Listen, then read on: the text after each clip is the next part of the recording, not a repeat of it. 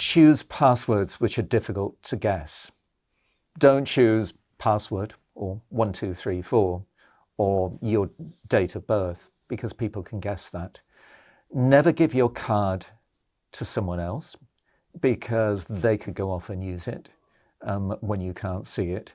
Never give your password to anyone else. Don't be tempted to fall for get-rich-quick schemes.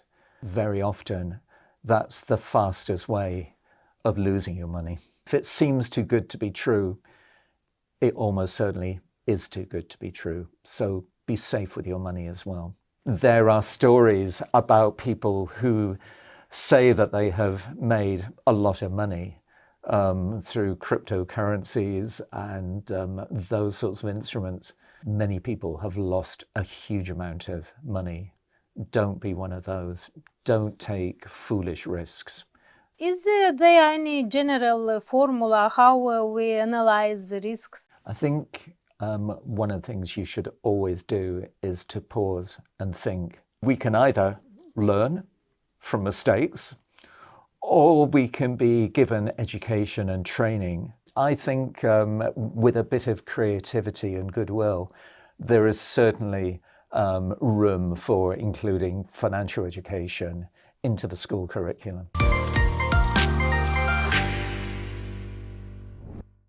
I'd like to introduce you, but maybe you will do better. So let's explain. Who is Shaun Mundy? Well, about 20 years ago, I was asked to lead the development and implementation of the UK's National Strategy on Financial Education. And that was the first one in the world. So we didn't have any other country to learn from. We had to figure things out for ourselves. For the last 15 years or so, I have worked as a consultant supporting many other countries in the developing world in producing their own national strategy on financial education. It's something which I'm really passionate about because I think it's so important in the modern world that people understand and have the confidence to manage their own money well. Great Britain is the first country in the world to implement a financial education strategy. You worked on it. Now Moldova is preparing for something like that, and you will advise Moldova in this process, right? This strategy is a project made by National Bank of Moldova with support from USAID. Why did you agree to participate in this project? I think that it's so important that people understand, have the confidence to manage their money. And it's something which I personally feel very passionate about. So I was really pleased to have the opportunity to come to work here, as I've worked in some other countries. It gives me an opportunity to share some of the learning which I've made over the past years. And I hope to help Moldova to develop a really useful, really productive financial education strategy for itself. I think the principles are the same in every country. That's something that I've learned. The particular approach that you take needs to be specific to the country. So there's no template. But I think that I can help Moldova to draw lessons from what's worked well elsewhere and what hasn't worked so well.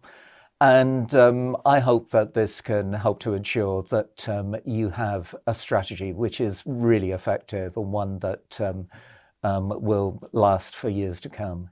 I'd like to take this example, UK, and talk about how it all worked. How it worked in the UK?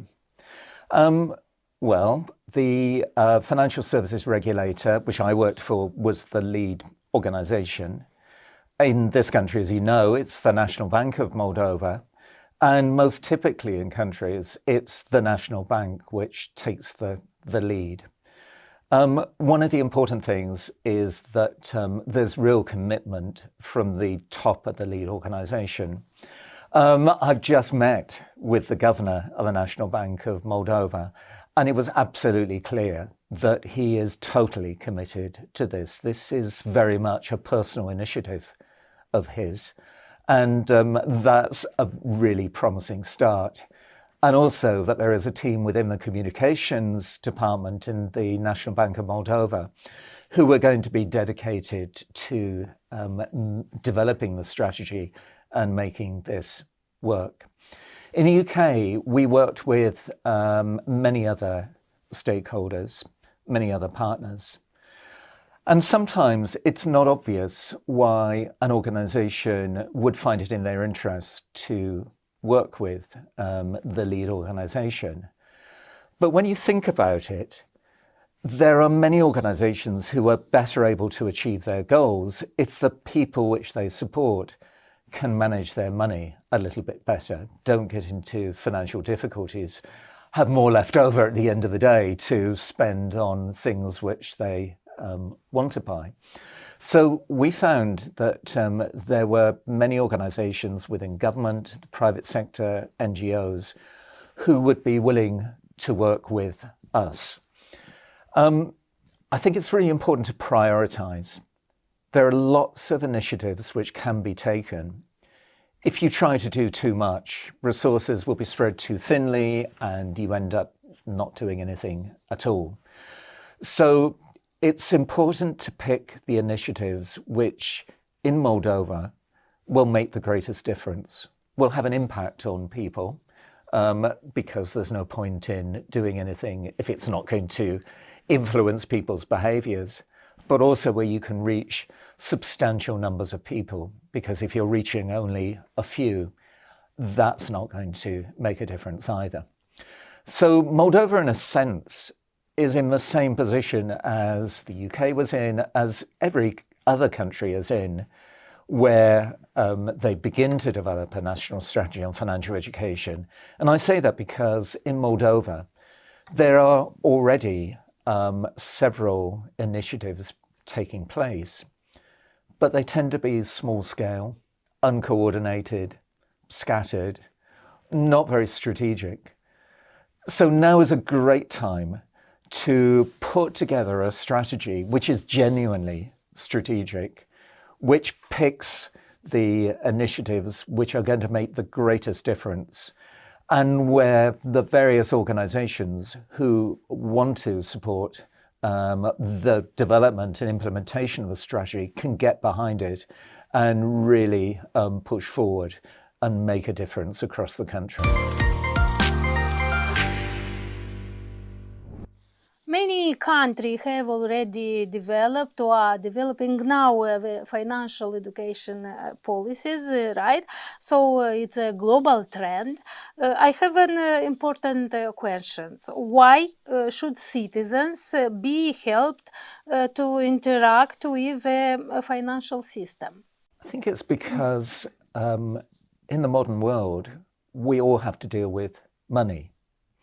And most people deal with financial institutions, and certainly they are likely to be better off if they do that rather than keeping all their money in cash in their homes.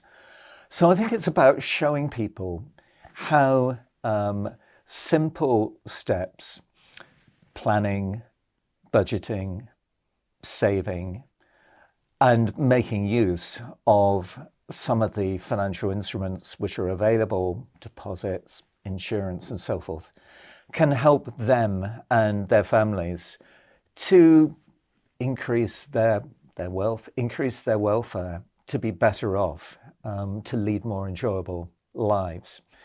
And like anything else, we need to learn. Some of the things aren't entirely obvious. So it's helping people to help themselves. And that really is what a financial education strategy is about. So that's why it can help individuals, but it will also help financial institutions if people are more engaged, are more willing to acquire their products, their services. And it helps government to achieve a number of its own goals. So I think this is a real win-win-win. Everyone stands to benefit. If we are talking about young people, there are some recommendations. For example, it is good to start as earlier as possible from school. It is better to be compulsory school courses, not optional. What do you think about this? Well, interesting you quote those. These are OECD recommendations. And I actually wrote the report for the OECD, so these are my recommendations. And why did I include those? Well, people learn best when they're young. And schools, colleges, universities, the whole purpose is to equip people to lead productive and satisfying lives as they move into adulthood. In order to do that, people need to be able to manage money as well as other things. We all have money. We all earn money. We all spend money. Hopefully we save some money.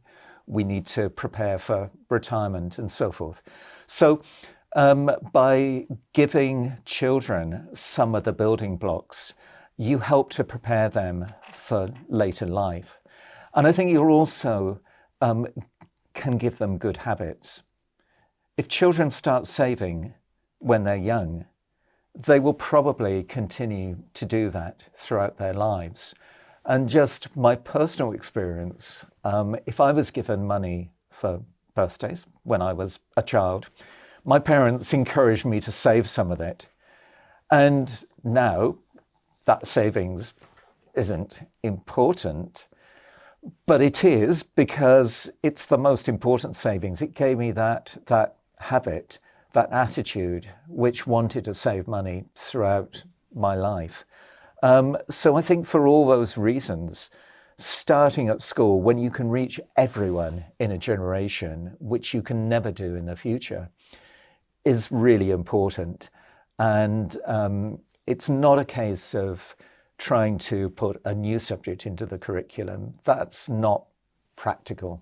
Curriculums are always full, but there are opportunities within the existing curriculum to include financial education in maths, but education for society, personal development education. So there are topics where financial education can be incorporated. And I would strongly encourage this to be done in compulsory subjects. Because if it's an optional subject, then some children won't receive any financial education. Some will receive only bits of financial education. So I think this is one of the key things which children need to learn about as they go through school, and it should be in the compulsory curriculum. We have various forms of education, including media education, legal education, health education, human rights education, etc. All should probably be included in the curriculum. What is special about financial education? I think, first of all, everyone needs to receive it, because everyone is going to encounter money, often from an early age. So some of the other topics that you describe, it won't necessarily be relevant to every individual as they move through life. But the other thing is that money can make or break you. If you don't have enough money, it can lead to a very difficult life. If you are not aware of the risk of fraud, for example, you can lose all of your money. And that can have a devastating effect on your life. So I wouldn't say financial education at the exclusion of health education. Health education, nutrition, obviously both very important. But when we look back on our childhood, there were probably things which we learned which weren't the most valuable topics as we move into later life. I don't think I've ever had to draw on anything I learned about nuclear physics as I became an adult. So I think with a bit of creativity and goodwill, there is certainly room for including financial education into the school curriculum. If I ask you what arguments would convince the Ministry of Education, you answer? I think, first of all, as I said, it's a life skill. Everyone needs to manage their money. Education is about giving people the skills which they need to lead a productive, fulfilling life.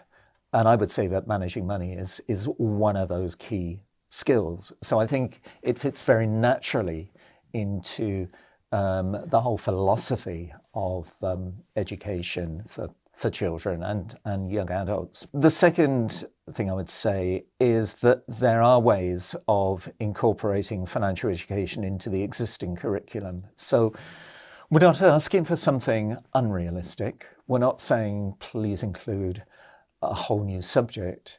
We're saying within existing subjects, there are ways of talking about money which are a very natural fit for the objectives which you have for that subject.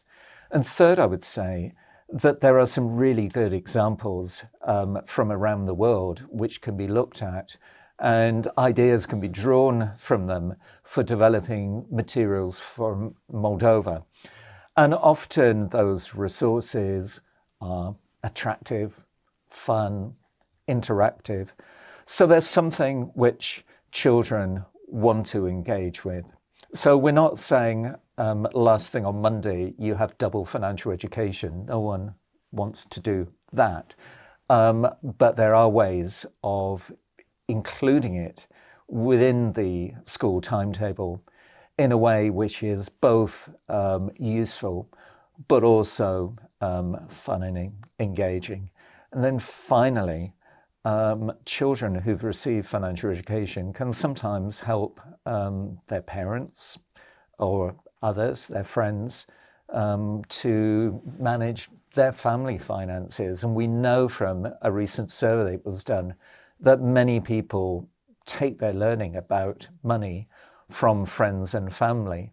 So if they're going to do that, much better that the friends and family have received some good advice rather than maybe they're instilling bad habits into other people.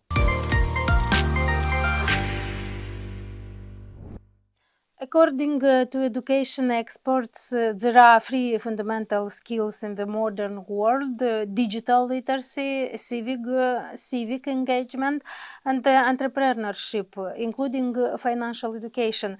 If we know this, maybe it would make sense change school programs more radically, right? Well, I think that digital skills and financial education are a very good fit, because increasingly we're living in a digital world, and that applies to money as much as anything else. So children who begin to acquire digital skills at a very young age anyway can learn about money in the process, but also can be warned of risks, because I think that when money isn't tangible, when you're not holding it, it can be very easy to spend money without knowing you're doing that. Maybe that app which you get onto your phone, you have to pay for, but you don't realize you have to pay for it. And maybe you're signing up not just to a single payment, but to payments every month or year, and you may not realize that. So I think that coupling digital finance and financial education, that's a really good fit. Entrepreneurship, you mentioned. Well, it's difficult to run a business if you can't run your own personal finances, because you have to be chief finance officer for your own home as well as for any business that you set up. And though entrepreneurship is important, it's great that some people will want to go off and become entrepreneurs. Many won't. So it's important not just to teach people about entrepreneurship, but to teach people about personal finance as well. And entrepreneurship is, at the moment, an optional topic in schools.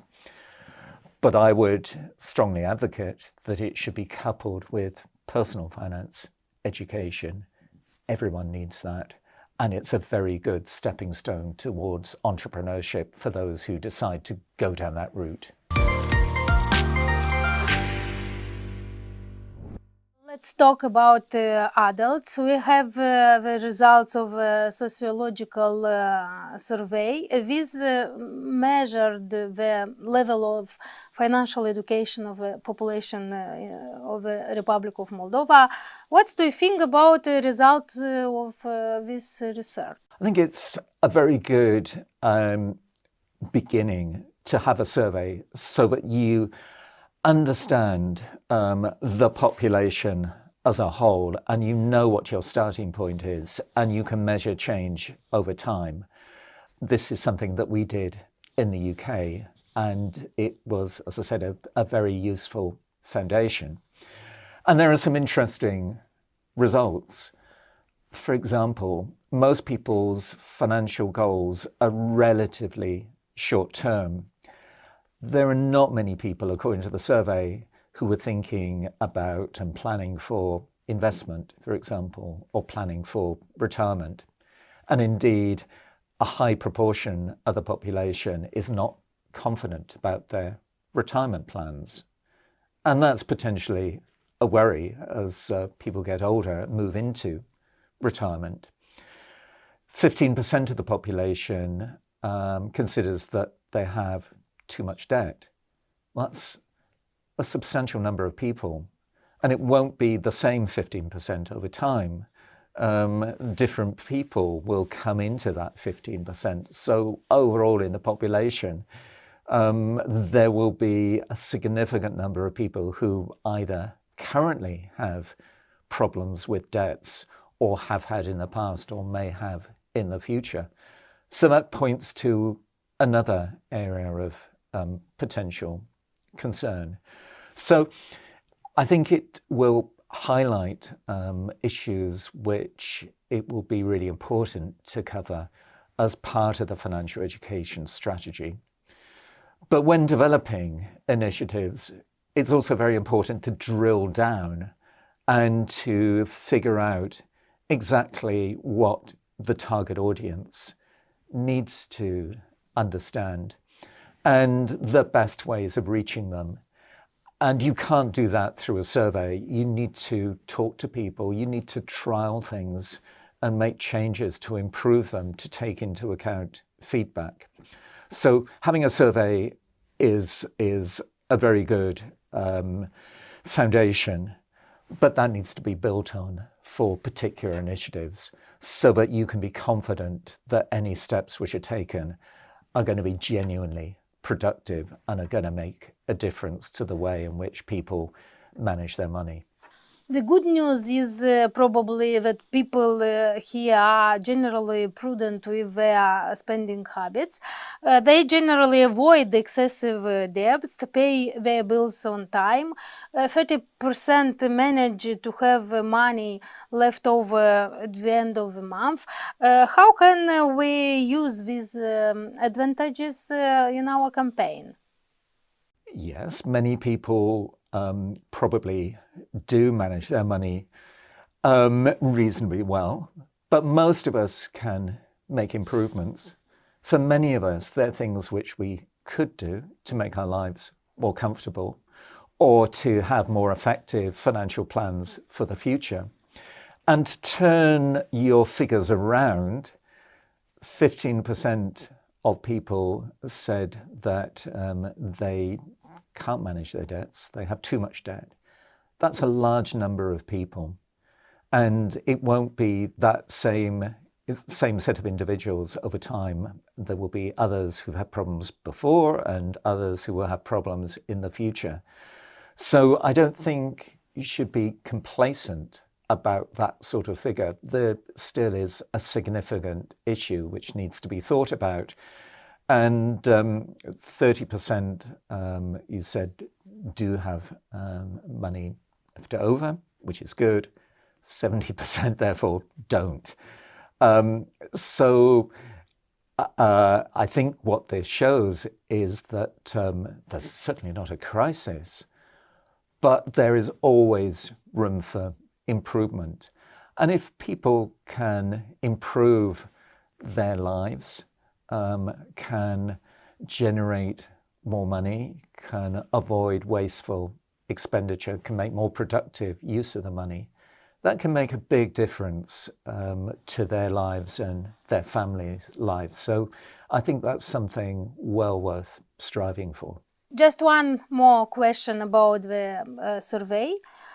Who is using mobile banking and phone payments? The students from wealthy families live in the city.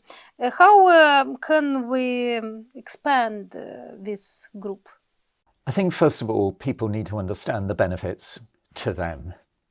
They're not going to get involved in what for them would be new types of products, new channels, unless they can see that it would really be in their interest to do that. So that needs to be explained. And for some, it will be in their interest. For some, probably it won't.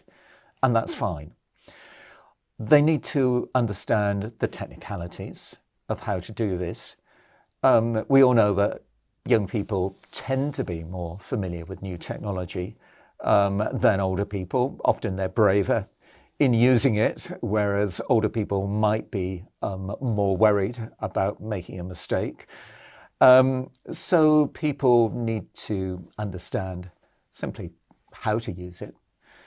And third, they need confidence that it will be safe for them to use, that they won't lose money through fraud or simply through making careless mistakes.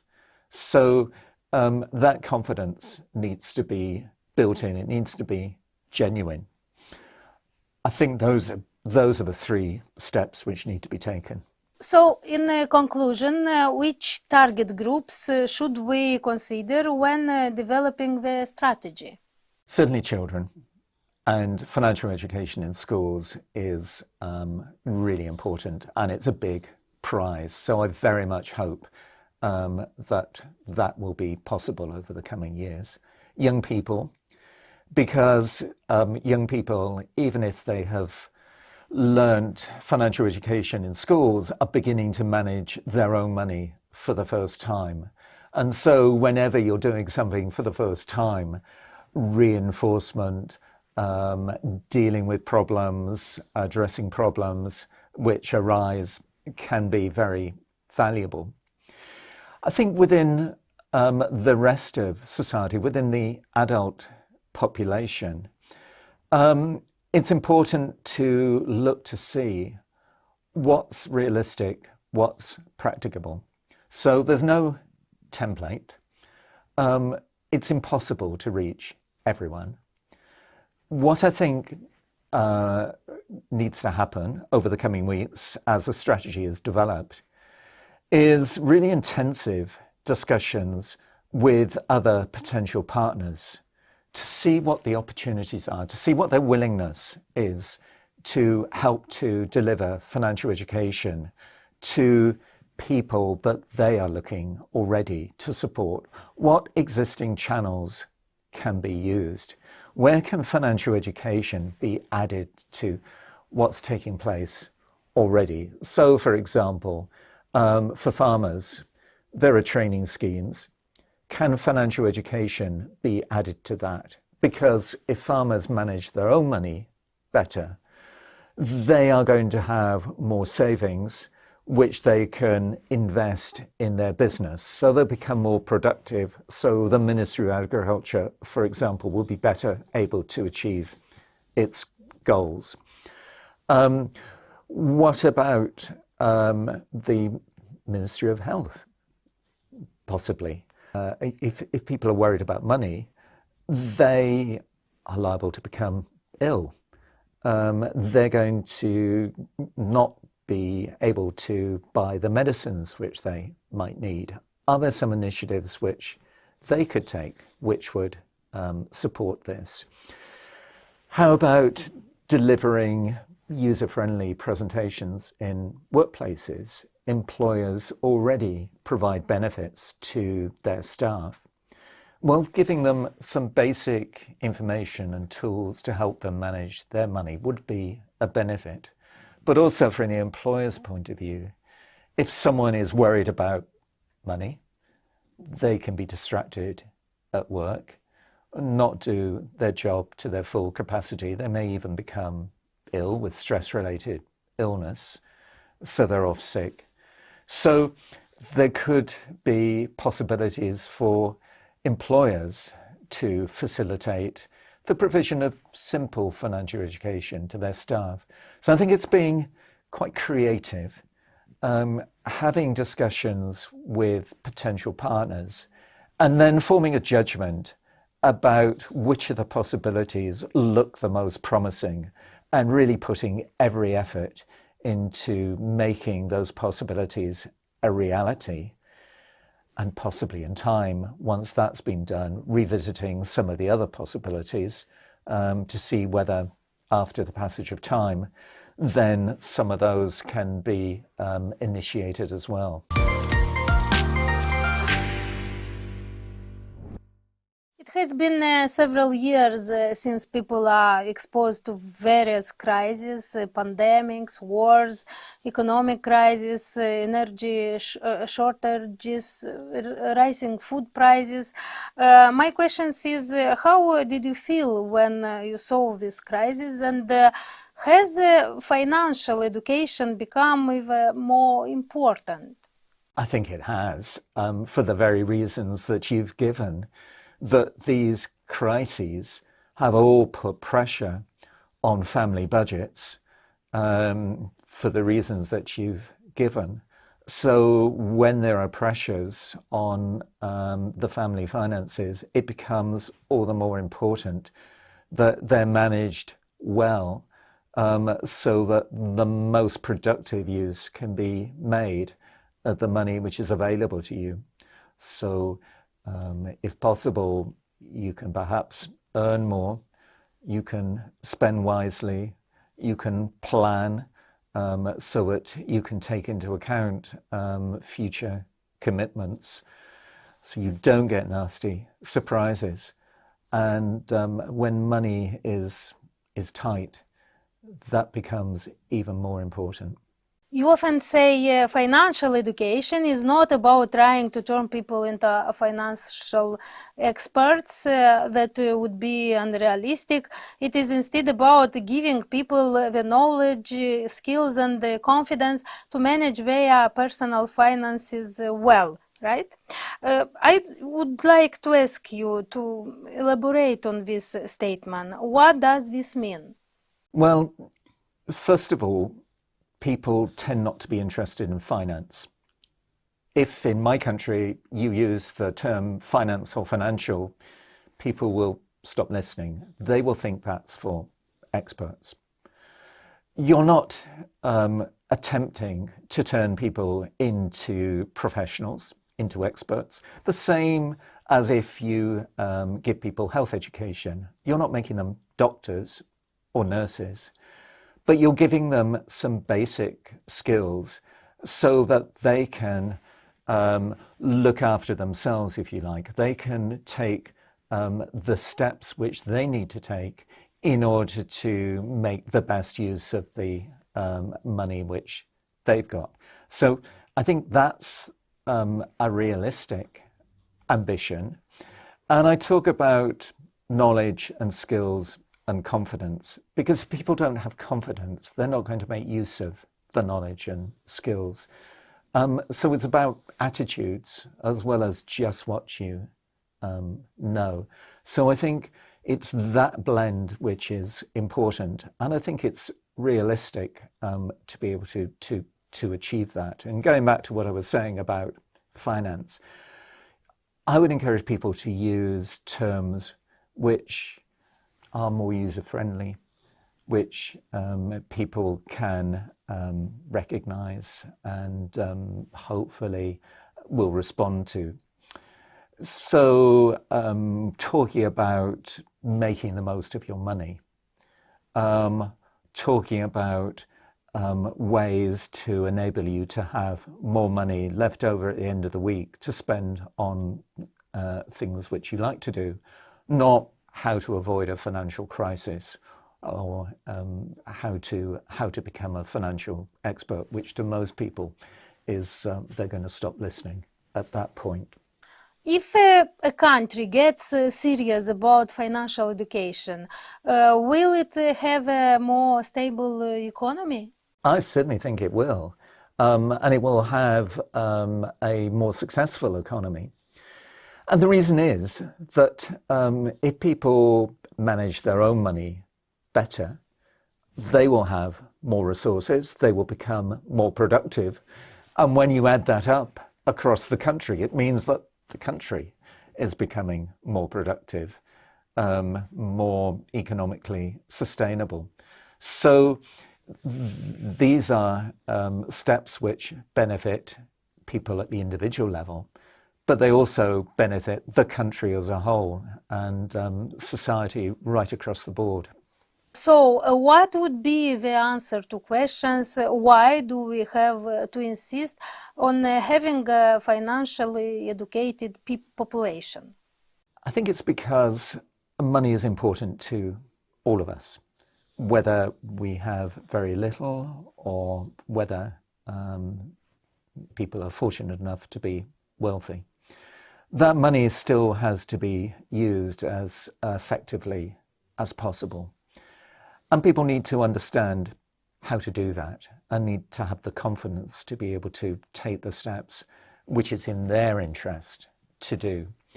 And like any other topic, we can either learn from mistakes or we can be given education and training which helps us avoid mistakes and gives people opportunities as well as avoiding risks. So I think that money is so fundamental to our society that it's worth investing time and resource into helping people to use that as wisely as possible and as productively as possible.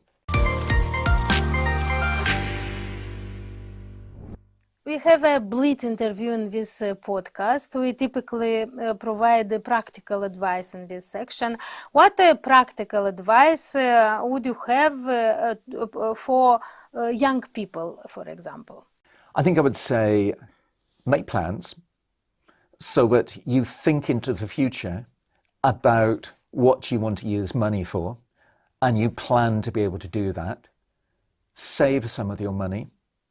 You never know what you're going to be facing in the future. And if you start saving when you're young, this will be a habit which will continue throughout your life. And be careful.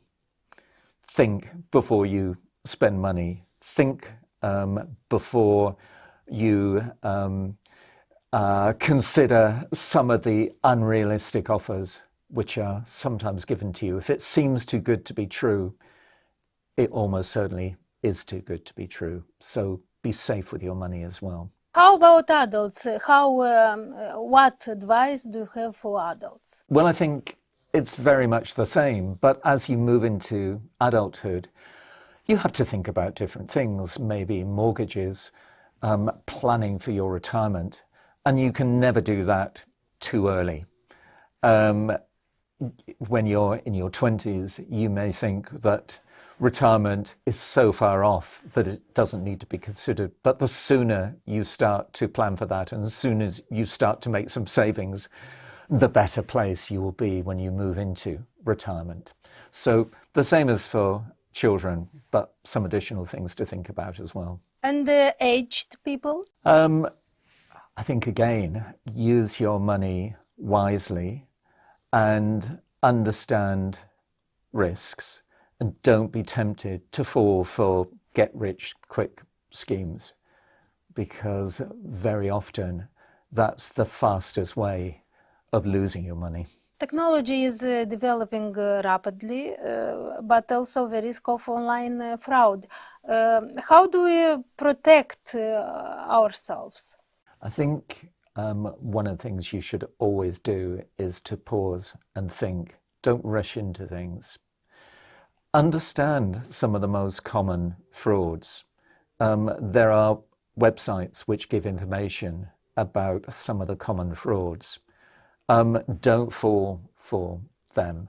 Understand how, for example, a cash machine works so that you are likely to notice if something is different and then don't use it. Choose passwords which are difficult to guess. Don't choose password or 1234 or your date of birth because people can guess that. Never give your card to someone else because they could go off and use it when you can't see it. Never give your password to anyone else. So there are some simple steps which can be taken, but always be alert and always be suspicious. And if you are suspicious of something, don't go ahead.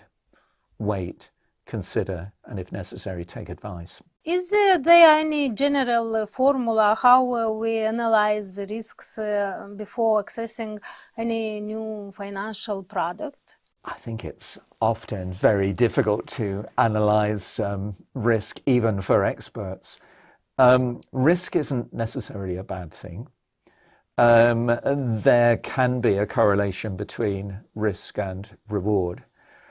But I think it's really important to understand anything which you're buying. If the instrument that you're thinking of buying is so complex that you can't understand it, then don't go ahead because you won't understand the risk. You won't understand when you're liable to lose money. And if it seems too good to be true, don't get tempted. There are stories about people who say that they have made a lot of money through cryptocurrencies and those sorts of instruments. Many people have lost a huge amount of money. Don't be one of those. Don't take foolish risks. Be very cautious at all times and understand any product which you're thinking of acquiring. Lastly, do you have any practical advice for public authorities in Moldova? First of all, I think it's great that many public authorities are involved in the working group which has been established to help to develop the national programme on financial education. So that's a very important initial step. The lead organisation is the National Bank of Moldova, and the role of the lead organisation is absolutely vital. Without a strong lead organisation, my experience is that even if a document is produced, it tends to sit on a shelf. And what is vital is not only that a strategy is produced, but that it's implemented. So having that lead organisation and having strong personal commitment from the governor of the National Bank are really vital. And then public organisations need to think creatively in discussion, in conjunction with the National Bank, about how they can contribute. And some may not be able to do so, at least at this stage, that's fine. But there are some key organisations which have the potential to play a really important role. And that's going to be necessary for this strategy to be successful.